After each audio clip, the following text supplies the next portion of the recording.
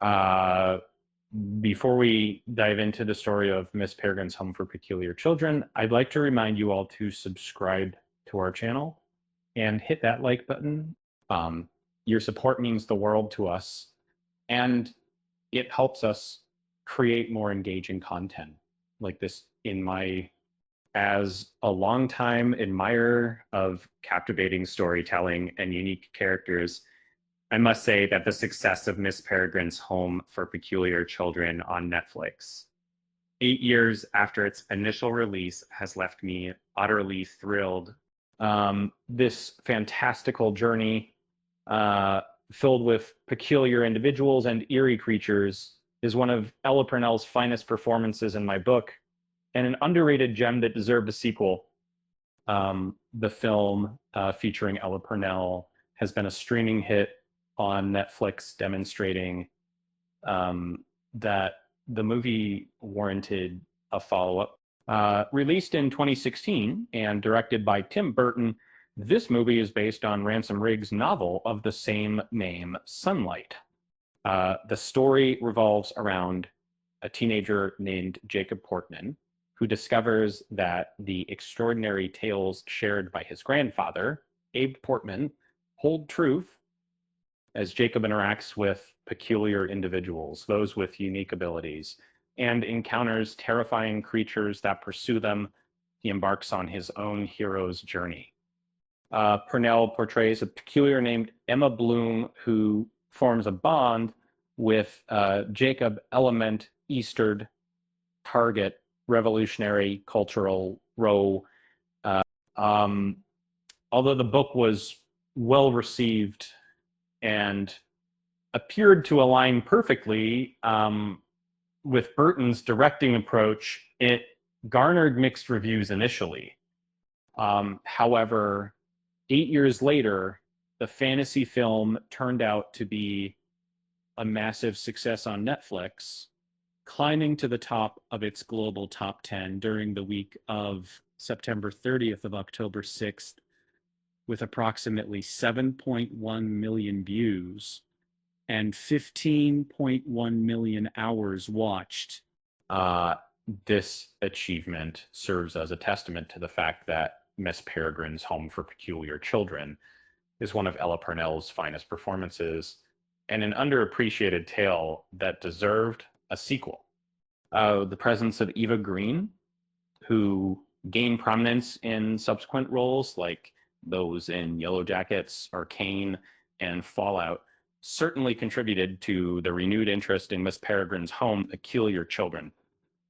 The high viewing figures suggest a broad appeal that transcends just one actor, as evidenced by the fact that the scene where Miss Peregrine, played by Eva Green, rewinds the time loop coincides with the popularization of the song Run Rabbit Run on TikTok many years later, possibly boosting Netflix's audience.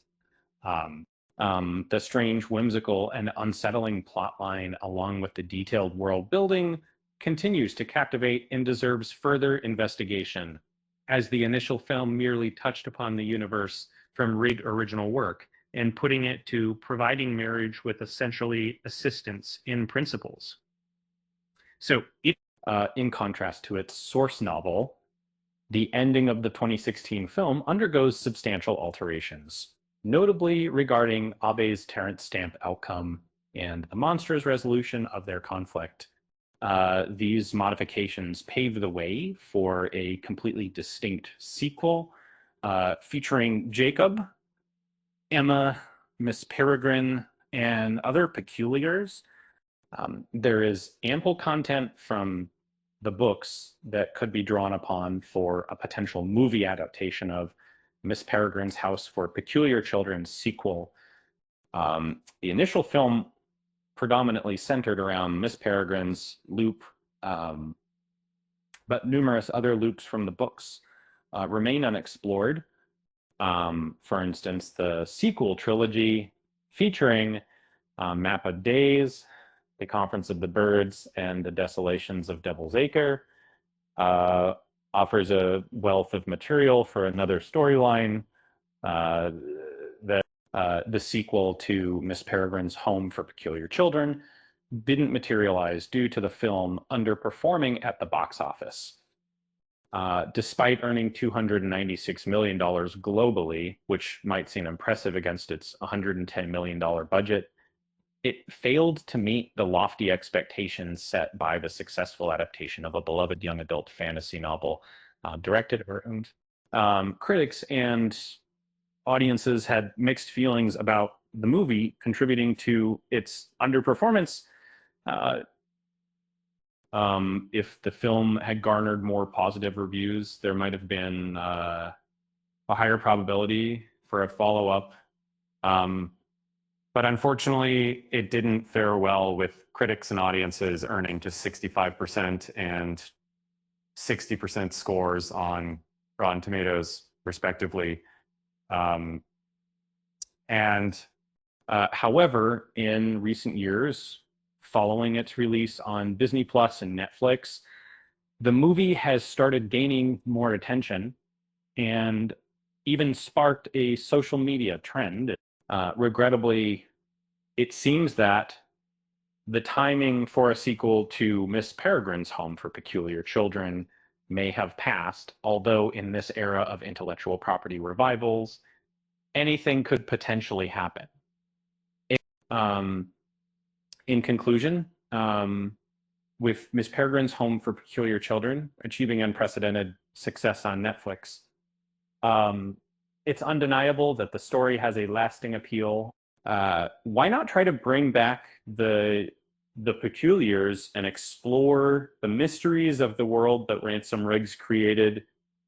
Uh, After all, as the saying goes, you can't keep a good peculiarity down. Uh, with that said, thanks for watching, and until next time.